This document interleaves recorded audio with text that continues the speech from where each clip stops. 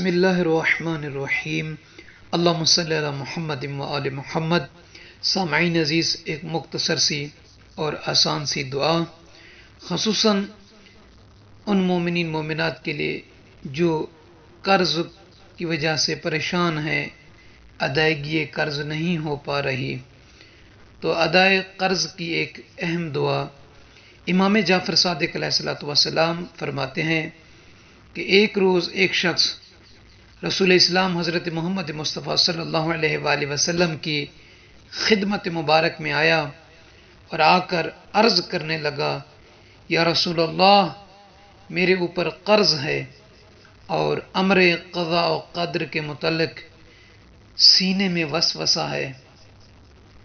جب رسول اللہ صلی اللہ علیہ وآلہ وسلم نے یہ سنا تو آپ صلی اللہ علیہ وآلہ وسلم نے فرمایا، یہ دعا پڑھو، توکلت علی الحی الذی لا يموت والحمد للہ الذی لم يتخذ صاحبۃ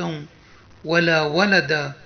ولم یکن له شریک فی الملک ولم یکن له ولی من الذل وکبرہ تکبیرا۔ سامعین عزیز،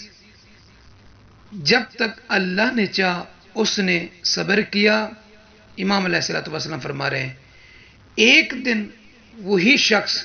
رسول اسلام صلی اللہ علیہ وآلہ وسلم کے پاس سے گزر رہا تھا تو اللہ کے نبی حضرت محمد مصطفیٰ صلی اللہ علیہ وآلہ وسلم نے اسے آواز دے کر فرمایا، کہو کیا ہوا؟ تو اس شخص نے کہا، یا رسول اللہ، میں نے دعا کا ورد کیا جو آپ صلی اللہ علیہ وآلہ وسلم نے بیان فرمایا تھا، تو اللہ تعالی نے میرا قرض بھی ادا کر دیا اور دل کا وسوسہ بھی مٹا دیا۔ سامعین عزیز، یہ دعا آپ ادائیگی قرض کی نیت سے مسلسل دن میں 1 مرتبہ 2 مرتبہ پڑھتے رہیں، انشاءاللہ تعالی جیسے رسول اللہ صلی اللہ علیہ وآلہ وسلم نے اس بندے کو بتائی تھی یہ دعا، تو اس کے پڑھنے کی وجہ سے